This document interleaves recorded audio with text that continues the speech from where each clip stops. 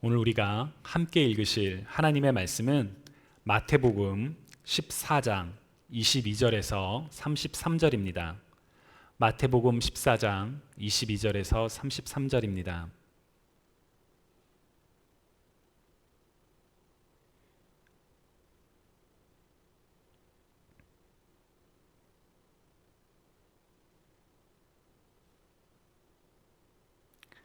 예수께서 즉시 제자들을 재촉하사 자기가 무리를 보내는 동안에 배를 타고 앞서 건너편으로 가게 하시고 무리를 보내신 후에 기도하러 따로 산에 올라가시니라.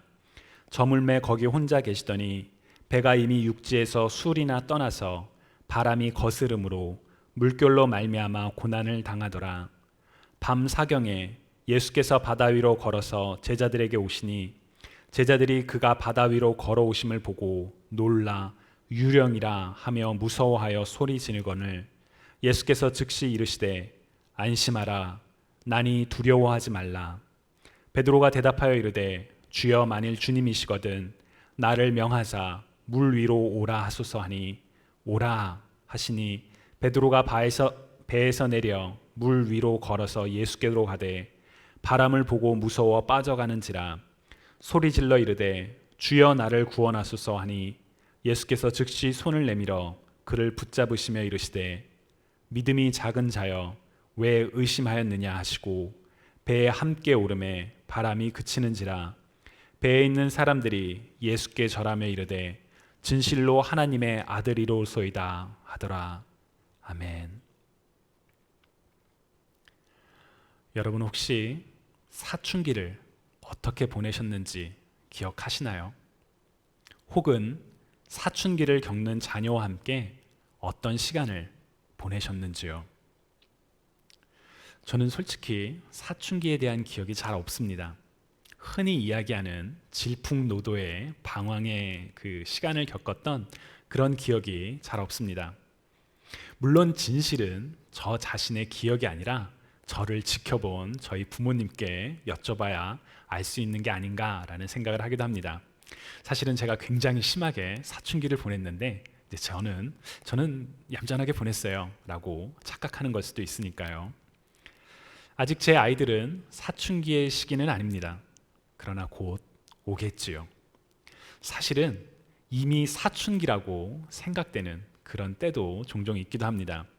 그러나 제가 이런 이야기를 하면 사춘기에 자녀를 두신 부모님들께서는 아직 아니라고, 이건 아무것도 아니라고 막 이렇게 웃으시면서 그러나 또한 진지하게 말씀하시기도 합니다. 그만큼 사춘기에 혼란을 겪는 자녀와 함께하는 것이 쉽지는 않은 일이기 때문에 그런 것이겠지요. 우리 자신이 혹은 우리의 자녀가 힘든 사춘기를 어렵게 보낸다면 왜 사춘기가 그렇게 어려운 시간일까요? 왜 사춘기가 그렇게 힘든 시간일까요? 여러 가지 설명을 할 수 있겠지만 그 중에 하나는 아이에서 어른으로 되어가는 중간 사이의 시간이기 때문입니다. In between 시간인 것이죠. 예를 들어 사실 그 in between의 시간, 사이의 시간은 일반적으로 힘든 시간입니다. 예를 들어 새로운 곳으로 삶의 터전을 옮겨 낯선 생활을 시작할 때 기존의 익숙한 삶을 작별하고 그리고 새로운 삶에 적응하기까지 이 사이의 시간은 쉽지 않은 혼란과 어려움의 시간이기 때문입니다. 2020년 8월 우리가 살아가는 오늘의 시간 역시 사이의 시간입니다. In between의 시간이죠. 우리에게는 코로나 이전에 익숙했던 일상, 노멀 라이프가 있었습니다. 예를 들어 사람들이 많이 모이는 곳에 가는 것에 아무런 거리낌이 없던, 아니 사실은 사람들이 많이 모이는 곳이야말로 볼거리, 먹거리가 풍성하기 때문에 오히려 그런 곳을 선호하는 경향이 있었죠. 그러나 이제 코로나 바이러스로 인해 사람들이 많이 모이는 곳에 가는 것이 부담스러워지고 어디서나 마스크를 써야 하는 그런 시기가 되었습니다. 그러나 이 모습이 새로운 일상, New Normal Life라고는 할 수 없습니다. 왜냐하면 바이러스의 백신과 치료제가 개발되고 집단 면역과 같은 사회적 안정이 이루어지는 때가 언젠가는 반드시 올 것이기 때문입니다. 그리고 그때의 모습은 우리가 지금 그리워하는 과거의 노멀 라이프와는 다르고, 그리고 지금의 우리의 모습과도 또 다른 새로운 모습일 것입니다. 그래서 그때야말로 진정한 새로운 일상, 뉴 노멀 라이프라고 할 수 있을 것입니다. 그렇기 때문에 지금 우리가 살아가는 시간들은 일상과 새로운 일상의 사이, 노멀과 뉴 노멀의 사이에 있는 그 사이의 시간을 우리는 살아가고 있습니다.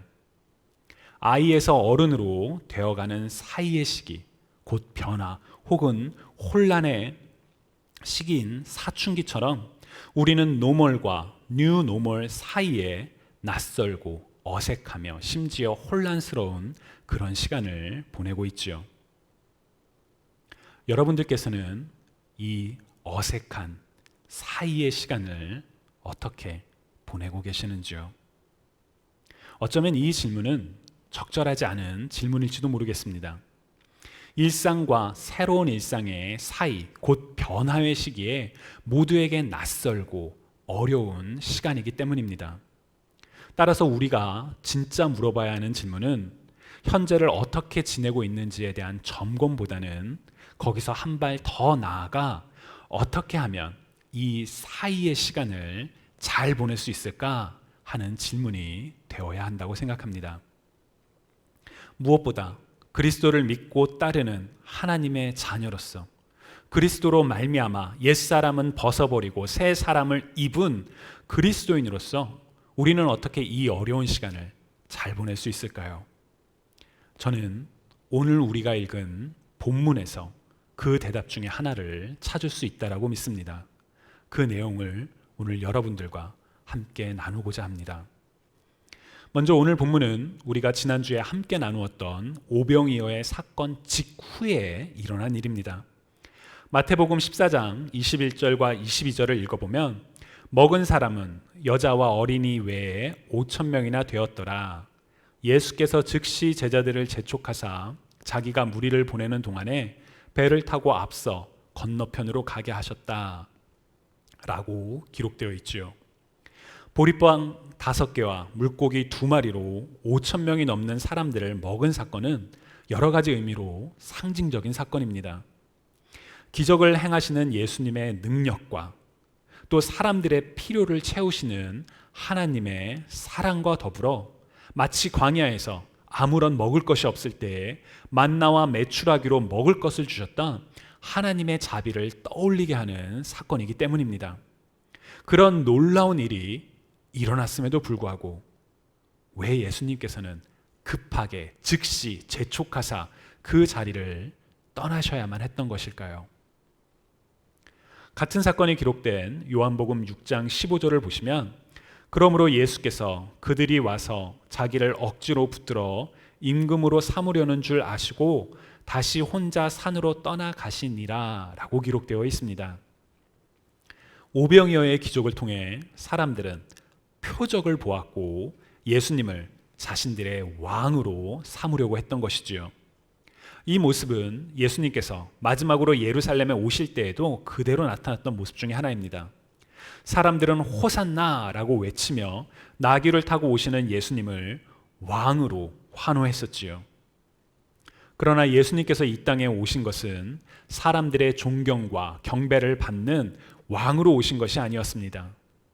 예수님은 분명 왕 중에 왕이시며 지극히 높으신 하나님의 아들이시지만 사람들의 존경과 경배를, 섬김을 받기 위해서 온 것이 아니라, 사람들을 다스리기 위해서 온 것이 아니라 무엇보다 인간의 죄를 지고 하나님의 어린 양으로 죽임을 당하기 위해 이 땅에 오셨습니다. 섬기러 이 땅에 오신 것이지요. 그렇기 때문에 예수님께서는 표적을 보고 자신을 왕으로 세우려는 사람들을 급하게 떠나셨습니다. 그 과정에서 예수님과 제자들이 서로 떨어지게 되었습니다. 제자들은 배를 타고 호수 건너편으로 가게 되었고 예수님께서는 따로 산에 올라가셔서 그곳에서 기도하셨습니다. 먼저 바로 이 장면에서 예수님을 우리가 주목해 보면 좋겠습니다. 여러분, 우리가 성경을 읽을 때 가장 중요한 것이 무엇인가요? 바로 본문 속에서 하나님을 발견하는 것이지요. 하나님이 누구시며 하나님이 어떤 일을 하시는 것을 우리가 성경을 통해 찾는 것이야말로 성경을 읽는 제1의 목적이지요. 오늘 본문에서 하나님은 누구이신가요? 하나님의 아들이시며 하나님과 한 분이신 예수님께서는 오병이어의 사건 뒤에 환호하는 군중들을 뒤로하고 산으로 홀로 올라가셨습니다. 예수님께서는 어떠한 마음으로 산에 홀로 올라가셨을까요? 히브리서 4장 15절을 쉬운 성경으로 읽어보면 우리의 대제사장은 우리의 연약한 부분을 알고 계십니다. 이 땅에 계실 때 그분은 우리와 마찬가지로 시험을 받으셨습니다. 그러나 결코 죄를 짓지는 않으셨습니다. 라고 기록하고 있습니다.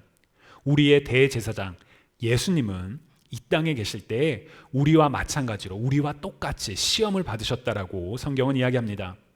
그렇다면 만약에 여러분이 오병이어의 기적을 일으킨 뒤에 예수님이라면 여러분은 어떠한 마음과 어떠한 생각을 가지고 계셨으리라 생각하시나요? 저라면 이 순간은 일종의 성공의 순간입니다. 상식적으로는 불가능한 일이 기적이 일어났지요. 하나님께서 저와 함께 하신다는 것을 확인한 순간입니다. 또한 사람들은 그 일에 환호하며 열광하면서 나를 지도자로 세우겠다고 몰려들었습니다. 그런 점에서 이 순간은 그 어느 때보다도 유혹의 순간이 아니었을까라고 생각을 해봅니다.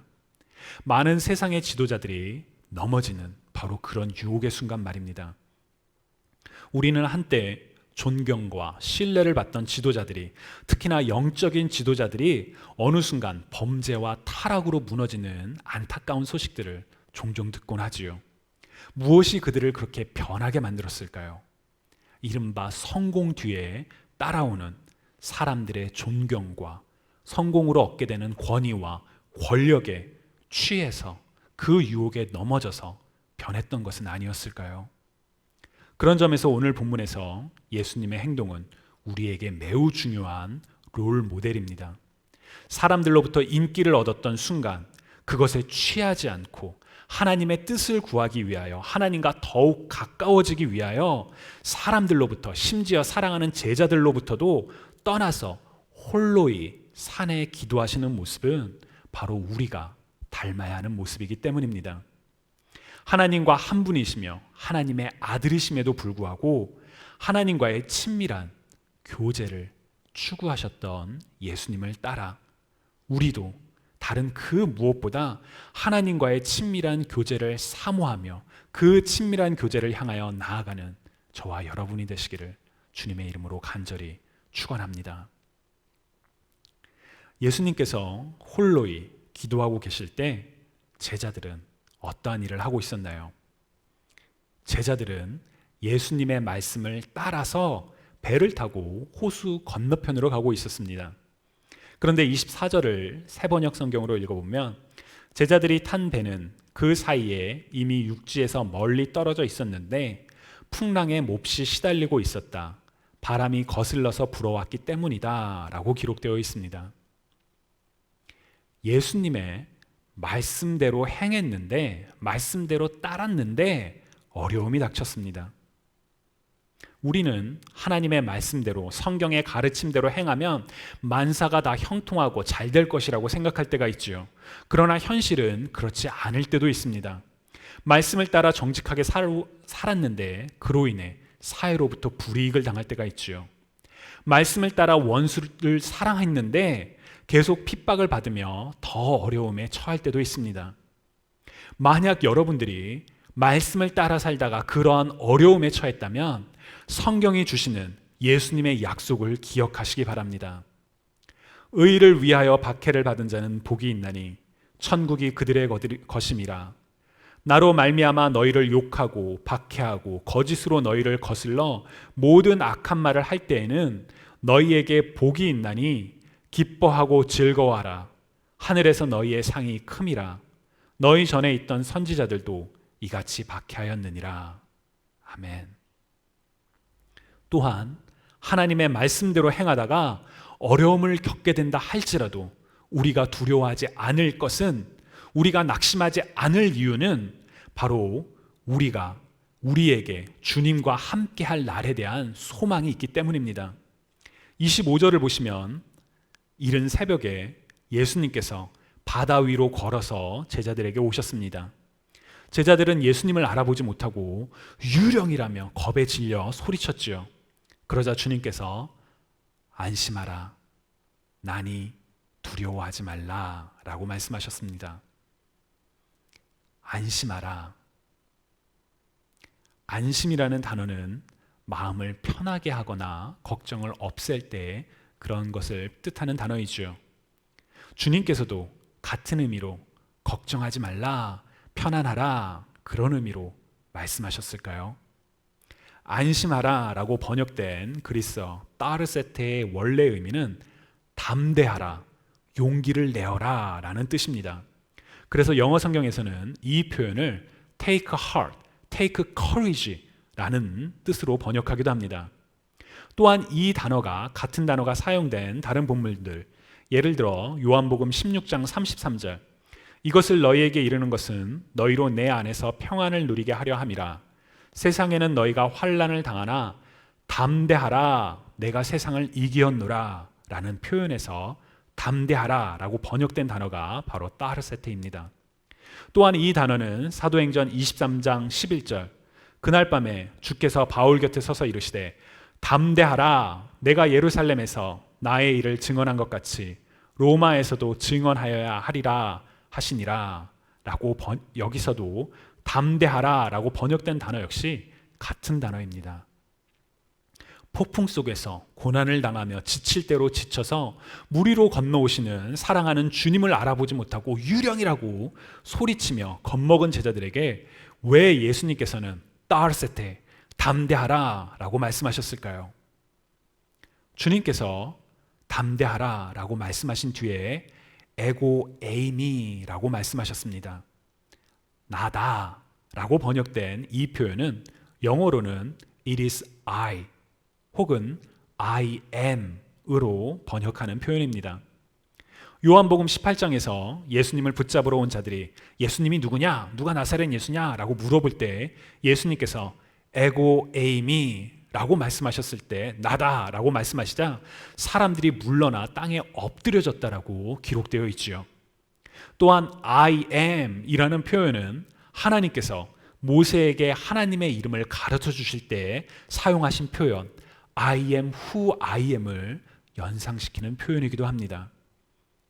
이런 점들을 고려하면 주님의 말씀대로 행하다가 폭풍을 만나 두려워하고 떠는 이들에게 주님께서 하신 말씀 담대하라, 나다 라는 표현은 그들로 하여금 전능하신 하나님의 임재 가운데 하나님의 능력으로 담대할 것을 권면한 표현이라고 해석할 수가 있습니다.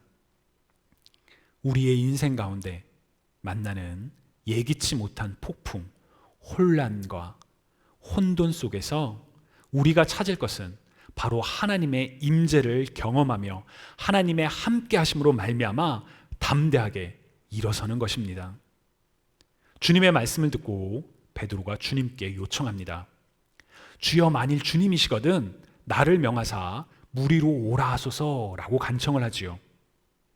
왜 베드로는 주님 빨리 와주세요, 어서 폭풍을 멈춰주세요가 아니라 자신 역시 이 폭풍 속에서 물 위를 건너 주님께로 가게 해달라고 요청했을까요? 주님께서는 베드로의 요청에 아무 말씀 안 하시고 오라 라고 말씀하셨습니다. 이에 베드로는 주님의 말씀을 따라 물 위를 걷기 시작했습니다. 그러나 30절을 보면 바람을 보고 무서워 빠져가는지라 소리질러 이르되 주여 나를 구원하소서 라고 외쳤지요. 그러자 주님께서는 즉시 손을 내밀어 베드로를 붙잡으셨고 믿음이 작은 자여 왜 의심하였느냐 라고 말씀하셨습니다. 예수님께서 배에 오르시자 바람이 그쳤고 배에 있는 모든 사람들은 진실로 하나님의 아들이라며 예수님을 경배했습니다. 기적을 행하시는 예수님, 하나님의 아들이신 예수 그리스도의 권위와 능력 앞에서 제자들이 엎드려 경배한 것이죠. 저는 베드로를 포함하여 제자들이 배를 타고 갈릴리 호수, 갈릴리 바다 위에서 폭풍 속에서 고통받았던 시간이 바로 사이의 시간이라고 생각합니다. 주님과 함께하며 오병이어의 놀라운 기적을 경험한 뒤에 다시금 놀라운 기적을 행하시는 하나님의 아들 그리스도를 만나기까지 그 사이에서 제자들은 환난 속에서 씨름했었지요. 이들에게 사이의 시간은, 곧 환난의 시간은 결코 가볍지 않았습니다. 그들은 숙련된 어부였음에도 불구하고 이른 새벽에 이르기까지 고난을 당했고 다가오신 주님조차 알아보지 못할 정도였습니다. 그러나 주님께서는 그 사이의 시간에 고통받고 있는 이들에게 다가오셨습니다.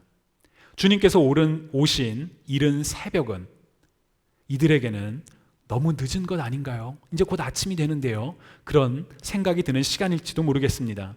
그러나 저는 이때가 바로 주님의 때이며 하나님의 영광을 드러낼 뿐만 아니라 제자들의 믿음과 영적 성숙을 위한 가장 적절한 때였다라고, 곧 하나님의 때였다라고 믿습니다.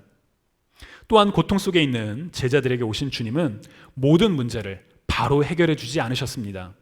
오히려 담대하라, 용기를 내어라 라고 말씀하셨지요. 아직 견뎌야 할 일들이 남아있음을 보여주는 표현입니다. 그러나 곧 이어서 I am 이라고 선포하시는 주님의 말씀이 있기에, 주님의 임재가 있기에 제자들은 담대할 수가 있었습니다. 베드로는 그러한 담대한 용기를 가진 제자 중에 하나였죠. 그래서 그는 주님 어서 빨리 배로 와주세요 라고 말하기보다는 자신을 명하여 물 위로 주님에게로 가게 해달라고 요청했습니다. 오라 라는 주님의 말씀에 따라 베드로는 담대히 물 위를 걸어서 주님께로 나아갔습니다. 혼란과 어려움이 가득했던 사이의 시간이 이제 담대한 믿음 속에서 승리의 순간으로, 기적의 순간으로 바뀌었습니다.